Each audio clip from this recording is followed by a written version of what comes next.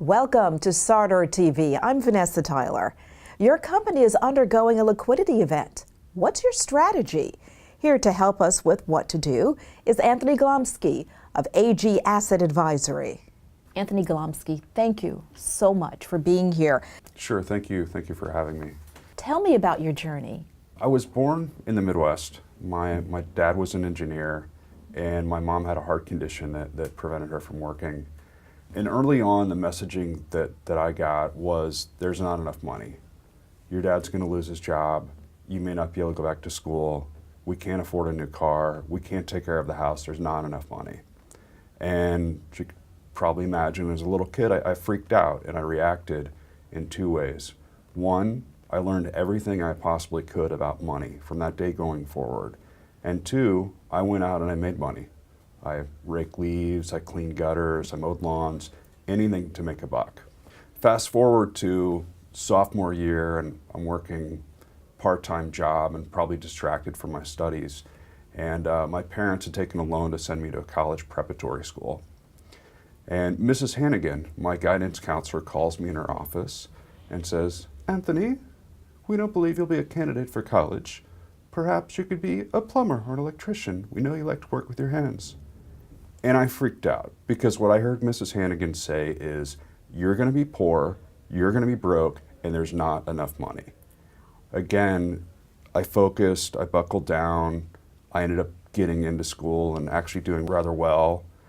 I got a job at a large accounting firm in Chicago after school, and immediately started to sense a couple things happen. One, this fear of money was slowly leaving me because I was making enough. But two, a void developed, and I couldn't identify what that void was.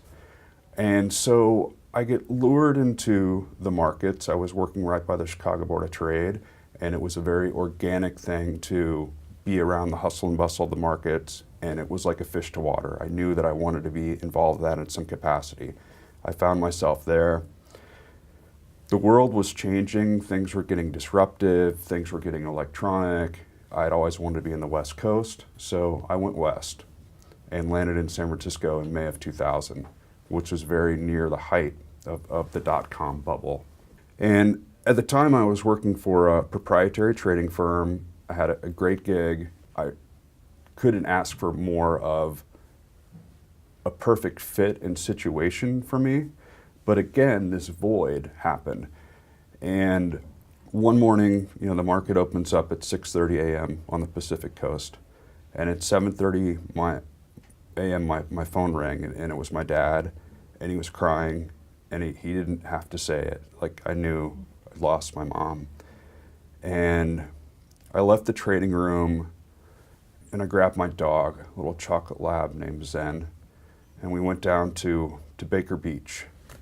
And it's majestic. On one side, you have the Golden Gate Bridge, this giant man-made built structure, and on the other side, you have the hills of Marin. And I look up, I'm like, what? Why am I here? What's the point? What's the point? And what came to me repeatedly was, the point is you're here to help people. And that's the solution to your void.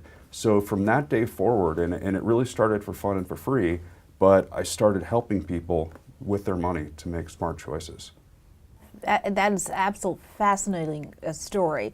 And so that's the philosophy behind AG Asset Advisories. Sure, it's a lot of the philosophy. So on my, if we go to where I'm at today, we work with entrepreneurs that have started their own company and people in tech that are also entrepreneurial, AKA they've taken a risk to be where they're at in a startup situation with the hopes of an exit coming. For me, it feels like I'm working for my dad and my grandfather every day. On the tech side, my dad being an engineer, and my grandfather was an entrepreneur. He owned a couple gas stations, and it was back in the day when they were called service stations. And you would pull your car up, and he would walk out as the owner, and he'd fill your car, he'd clean your windows, he'd know your name, and tell you to have a nice day. So today, I couldn't ask for a more fulfilled life, being able to wake up every day, doing something I love, and helping people that I respect. Let's talk about your upcoming book. Liquidity and You, a personal guide for tech and business entrepreneurs approaching an exit. Why write this book? Why now? I think it's never been more relevant. If we look at the world at large, there's more than 30 unicorns. A unicorn is identified as a startup with a valuation north of $1 billion. There's a lot of activity in the mergers and acquisition space. There's a whole group of these baby boomers that have started these companies and are now looking to exit. And it's a message that I want to get out, that they can make certain decisions and take certain actions that can impact their family positively, impact the causes they care about positively. And looking at the world at large, I think one thing that most of us could agree upon is that things are a bit chaotic. And people coming into these sums of money have the ability to change the world. Some at a small scale and some at a very large scale. So for me, it was a calling to speaking to the world where we're at today with the backdrop of what's happening, in the economy. You discussed the key financial challenges of entrepreneurs facing liquidity events. What are they? There's really 5. Number 1 is fear of losing money, not being able to preserve it. 2, taxes. There's always a fear of taxes and taxes eroding the wealth. 3, assets being unjustly taken, whether that's in the form of a lawsuit, an ex-spouse, a children's ex-spouse. 4, how do we get that money to the kids and to the further generations? And 5, charitable intent. How do we maximize what we want to do for the world and make the biggest impact? What can entrepreneurs do to mitigate some of those challenges that you mentioned? Is there any one best exit strategy? There's not one best exit strategy, with the exception of being prepared. And this might come as a shock, but 85% of business owners, specifically, have done no planning relating to the sale of their business. Literally no planning. So be prepared, where it may sound elementary or basic, is actually, that's a large statement that looks like, quite a process. Even if they have no intention of selling, they should have at least an exit plan. Well, I think that it's an understanding and an acceptance at some point you're going to exit. So whether that means you're going to work until the day that you die, or someone's going to acquire you, or you're going to pass it to your children, or you're going to sell, there is going to be some transition in your life. Entrepreneurs are faced with many choices as they approach an exit. How can they make sure they're making the right decisions? I think one of their biggest challenges, they want to make the right decisions, they want to make smart decisions with their money, and how do you know? And from our perspective, the most impactful thing you can do is implement a coach. I think of, we talked before, I was in Chicago after I got out of school, and I'm not the biggest sports nut, but I did become a Bulls fan. And they had a coach named Phil Jackson who was coaching a guy, Michael Jordan and Scottie Pippen and all of these other greats. It's funny, I was thinking that about Michael Jordan, how he was cut from the high school basketball team his junior year, and what, a champion to sort of rally back. But I look at Phil Jackson taking these incredible athletes and teaching them, laying them out on the floor to do meditation and meditative exercises to get them to work together as a team. And the power of that coaching, and Michael Jordan would later say, I would never do that, first of all. Secondly, it put the game in slow motion for me, and it changed the entire outcome. And then creating the unity amongst the team that was there, thereby creating, the three-peat and some pretty fantastic champions. So that's somewhat of a long analogy to an entrepreneur is in a similar situation, that the strongest, most impactful decision they can make is to appoint and bring in a coach. It's, Michael Phelps has a coach, Tiger Woods has a coach. A coach is an invaluable asset to them. Wow. No matter how good you are. It's interesting, when you bring in a coach, For a lot of people who run their businesses, they're necessarily maybe not used to listening to people. How closely should they listen to that coach? I mean, must it align with what they have in mind, or should they think out of the box and be completely open? I think they should be open, but a good coach is going to get in there and understand what's important. If you go back to the Phil Jackson analogy, he knew what was important. It was to win the championship, and make a mark. The coach needs to get in there and actually understand what's important. So it's not a one-size-fits-all. If I'm an entrepreneur, I'm going through an exit, I may have big charitable intent. I may want that money to change the world to its fullest potential. Or, which is totally fine, I want to take care of my children and I want to take care of all future generations and I want to leave it a legacy with my name. Those two can look very different. So it's a very individualized approach, and a good coach is going to get in there and understand what's important to you, to your spouse, to your family, and everything else in terms of your values and goals. What are some additional factors that impact a life, relationships, giving, etc., after a liquidity event? Great question. I don't think we have to look too far to see some of the damaging impacts money can have on people and situations. Yeah. I haven't watched them, but there's all those, many movies about lottery winners and all the unfortunate, tragic stories.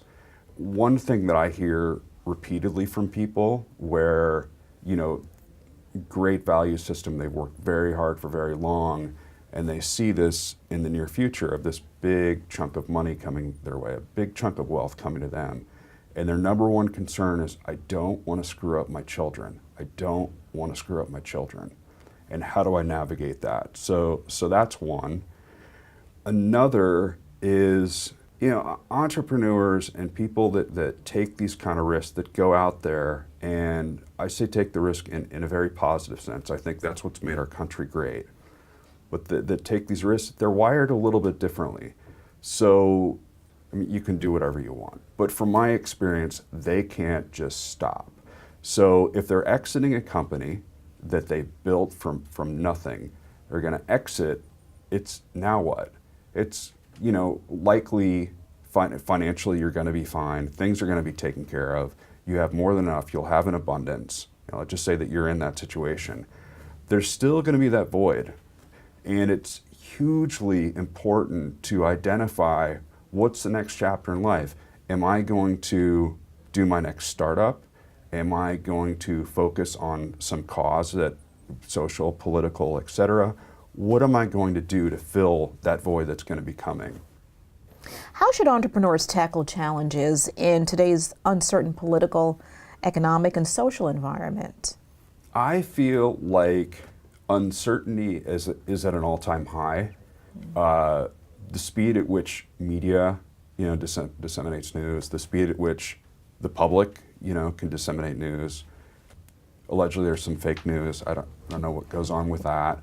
But what this has done is created a whole bunch of uncertainty and volatility and reactiveness.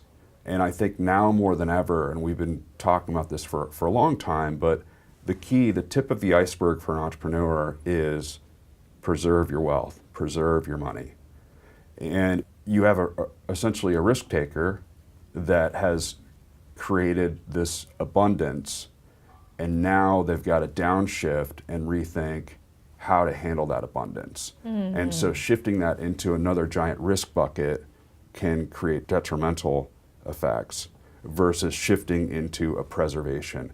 And I think that goes back to what's my next chapter of life? Like, they're going to need a challenge, but the challenge shouldn't be treating that money like you're going to Vegas or a casino. I was wondering, do you find that it's tough for them to make that shift to, after being a swashbuckling entrepreneur and now becoming somebody who's maybe looking at traditional ways to preserve their wealth? I do see it as a challenge for a lot of especially the founders, where you've done everything nearly perfect. You've started and you've exited and you can measure and the success that you've had. And so why wouldn't it be that anything else that you touch would turn to gold? I was actually speaking with somebody that's working at a pre-IPO startup right now, and he was around a group in Seattle, in .com1, and goes fishing with these 10 founders on a regular basis now. He said 8 of them post-exit had taken a large sum of money and done something completely, I don't want to use the word stupid, but highly speculative, and they've learned now in hindsight that they shouldn't have taken that. Yeah. What we counsel somebody like that to do is, and we'll talk a little bit more about this, but looking at your household wealth. So I want to see your entire household balance sheet, everything that's going on.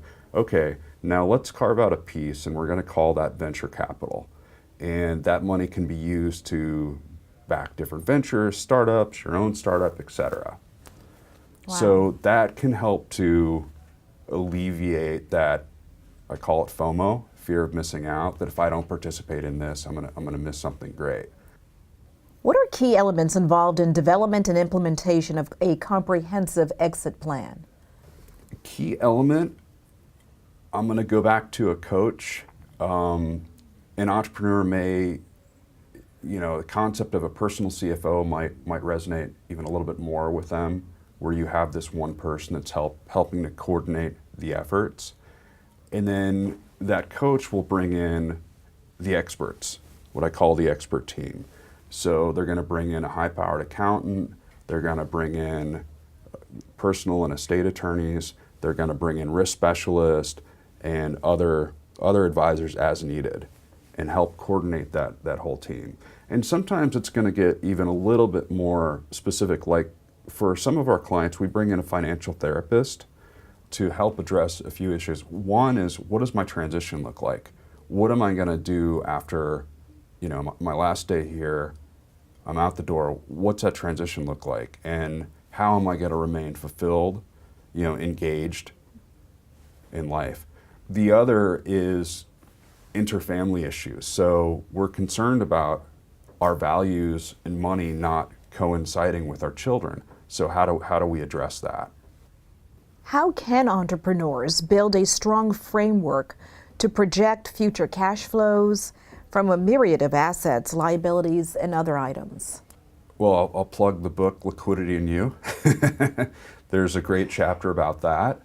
And I touched on it before, where it's the notion of taking the household approach and seeing all the assets, all the liabilities, and what it's going to look like. And oftentimes post-exit, people are, like I mentioned before, they're in a great situation where there's an excess and an abundance of what they need. But when they really get down to the values and goals and what's important, it's, if what's important is making the biggest charitable impact, there's going to be process and decisions made along the way that can help get you in that direction. So I think keep going back to the household approach, as opposed to a myopic, like, oh, there's my house. Oh, there's my investment portfolio. Oh, there's my business interest, but rather joining it all together under one. How can one analyze the cost benefit of various liquidity strategies? Great question. So sometimes the liquidity strategy at the company level is predetermined. So if you're on a path to be IPO, if you're on a path to be acquired, that's not really something you can necessarily control. What you can control is your own personal situation, and there's decisions that you can make along the way and far ahead of time that can have a tremendous impact of your net result and what comes of your situation post-liquidity. From a founder's perspective that has that decision, so maybe they don't have a board that would influence how they're going to exit, or they've got a majority ownership in a company and they get to decide, am I going to merge this? Is this going to go to a private equity company? Am I going to have an investment banker shop it? Should I look at IPO? Where they actually have those decisions. That's where we talk about not letting the tail wag the dog. And maybe this is just my own experience and my own age, but having landed in San Francisco at the really the top of the .com and seeing the NASDAQ lose nearly 80% of its value and seeing a lot of deals blow up. And then sadly in 2008, I was very close to a couple people that had positioned their company for sale. They had a great company, they had a great service, they had great numbers, and then 2008 happened, and the deal that they had inked fell apart. And there were deals that fell apart all over. So what sometimes will happen, maybe related to today's terms, but people might be hesitant like, oh, I'm going to sell in 2018 because there's speculation that the tax rate, which we thought might be 17, is going to be pushed into 18. I'll just sell in 18. It's vital to remember there's a whole nother thing. You can have the greatest business in the world, but there's a whole nother thing called the economy. And when there's a macro event, that can have really unfortunate consequences. So it's getting back to the core values. And if my core values are, I want to take care of my family, I want to make a big difference in the world, I want to never have to worry about money again, don't let a 3 or 4% tax advantage drive your decision. In Chapter 3, you talk about investing consulting, and you emphasize the wealth preservation is crucial, which we talked about. What should entrepreneurs know and do now? I think entrepreneurs, and a lot of them are aware of this, but they tend to be highly concentrated. Again, if we look at their whole financial picture, their whole financial house, they tend to be highly concentrated in their company. And that's great. Actually, there's that saying, don't have all your eggs in one basket. And Andrew Carnegie said, he said quite the opposite. He said, put all your eggs in one basket and watch that basket very, very closely. And that's what's created tremendous wealth for these people, this notion of being predominantly concentrated in one spot. The key is, though, post-exit to letting that go. In other words, you no longer want to be heavily concentrated. And it's tough because that can be a very normal feeling. Like, oh, I understand ABC, I want the lion's share of my wealth in there. Well, that's not always necessarily the best or the right approach. So again, it's that shift in mindset. There are the basic for investment consulting, and then there is advanced planning.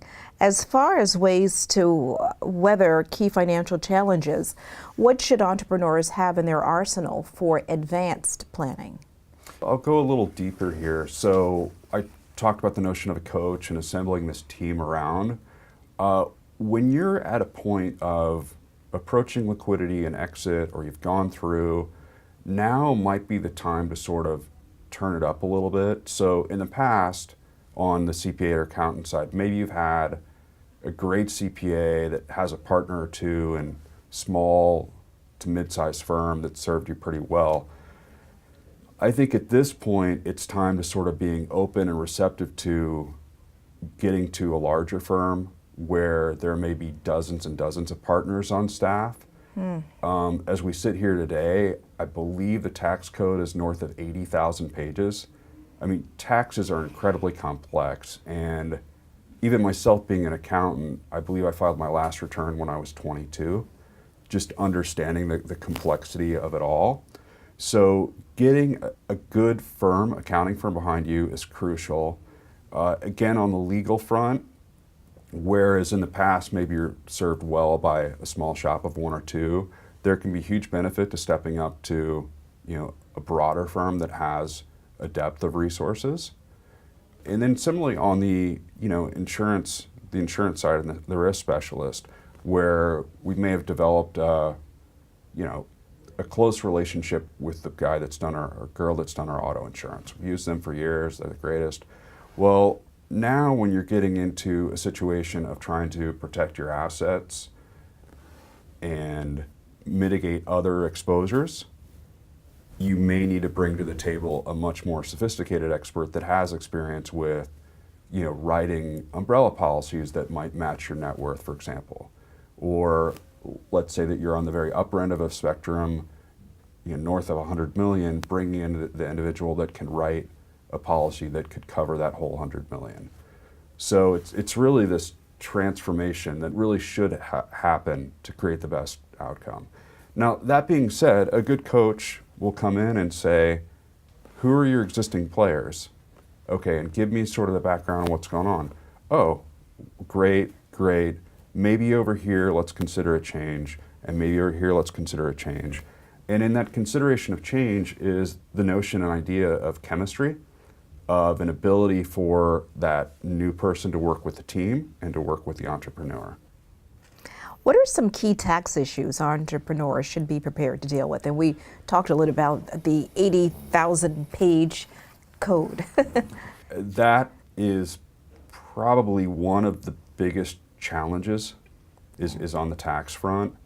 And I believe the challenge is, I call it the check the box syndrome or one and done. And it's like, oh, I have an accountant, that's handled.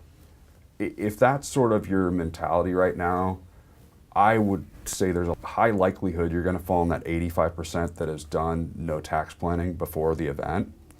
So with taxes, it's crucial to get that coordinated effort again. So the CPA, ideally from a larger firm, the estate attorney involved, the personal attorney involved, an insurance expert that's knowledgeable with the tax code, getting them all working in harmony to create the best possible outcome for you. In Chapter 5, you talk about having the right team of experts. If you want to go over a little bit more, who are they and how do entrepreneurs best choose them? You laid out certainly a few minutes ago. Sure. I went down the path of financial therapist, which is, I think, a great expert for people to employ. New stuff happens like art. So, acquiring art and then needing to store art, dispose of art, protect art, and you can bring in an art specialist to help with that. And essentially surrounding yourself with this team that's going to be able to help you take care of your needs, again, your values and goals and what's important. So there's really two ways to accomplish that. One is a coach that can help you, work closely with you to create this team.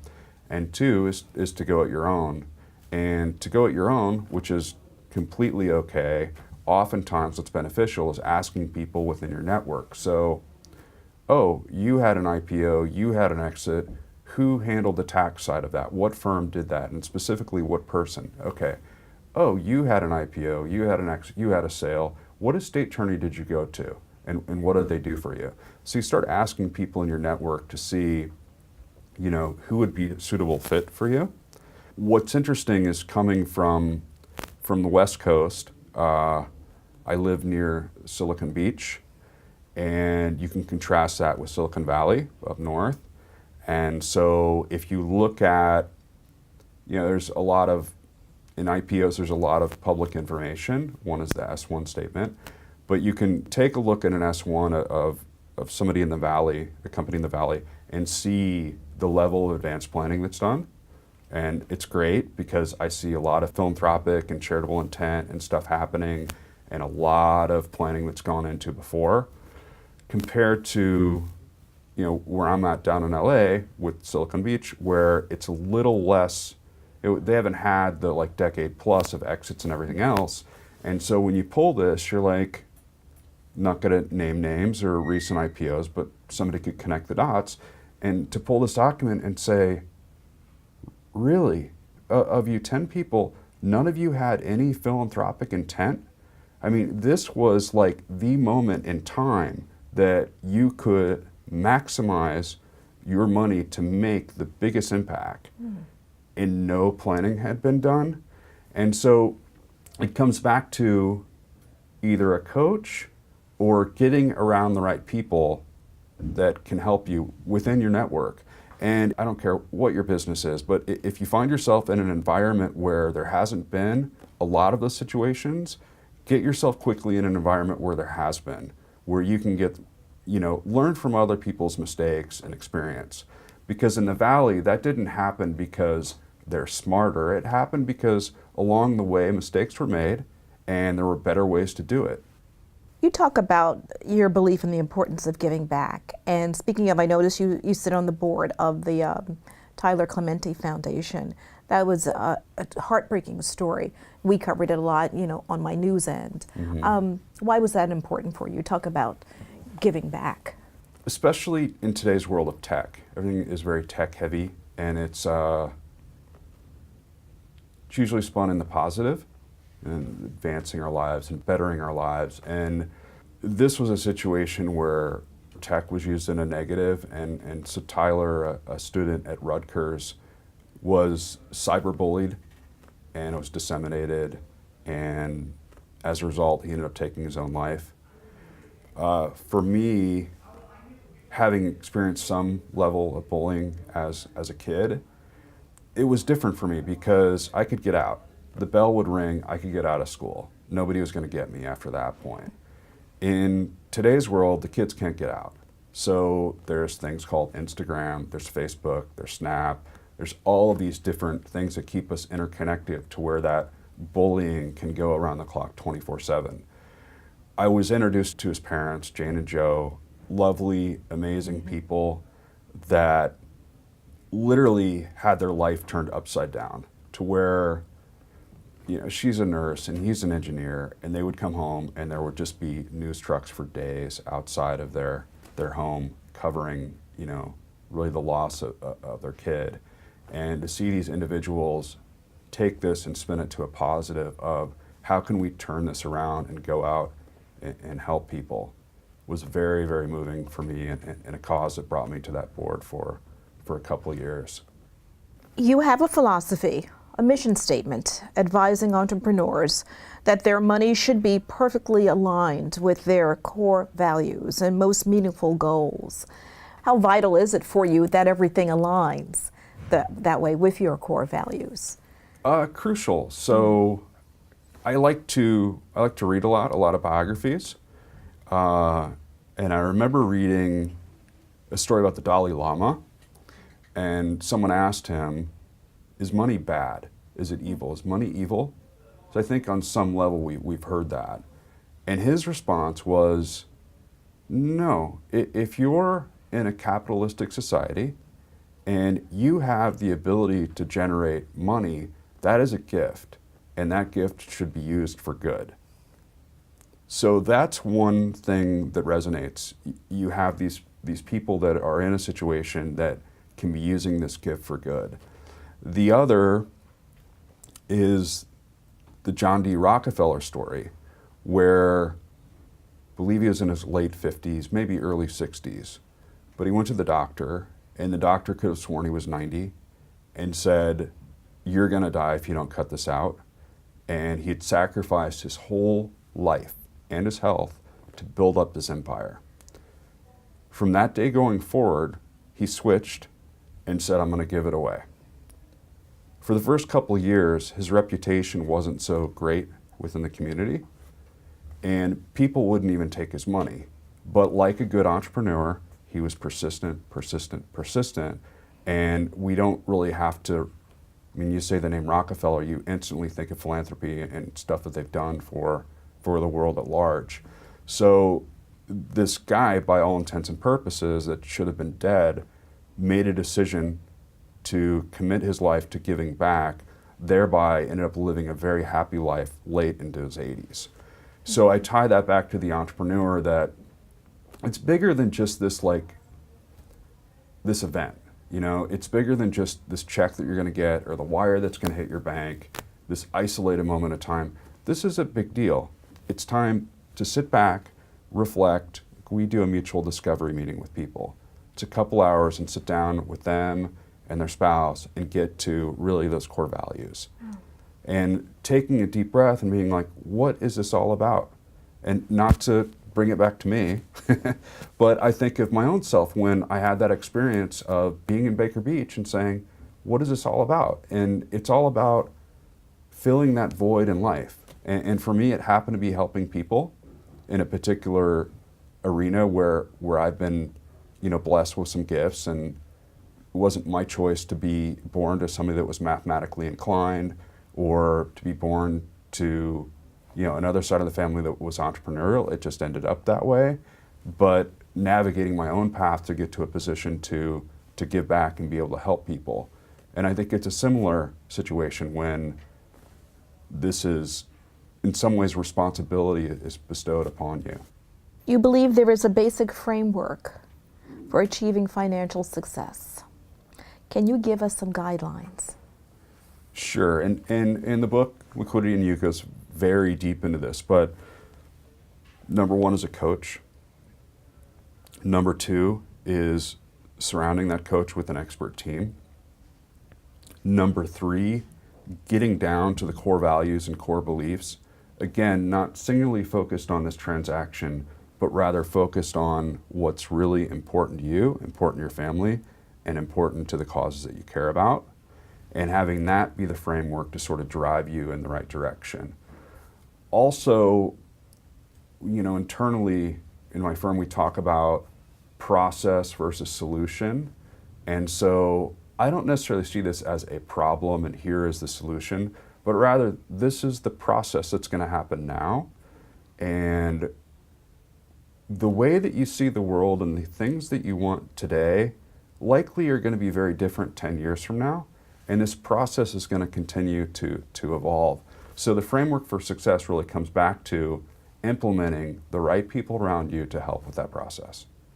You're terrific. Anthony, thank you so much for being here. Thank you. It was a pleasure. And thank you for watching Sartor TV, where creative thinkers come to share their ideas. I'm Vanessa Tyler. Join us next time.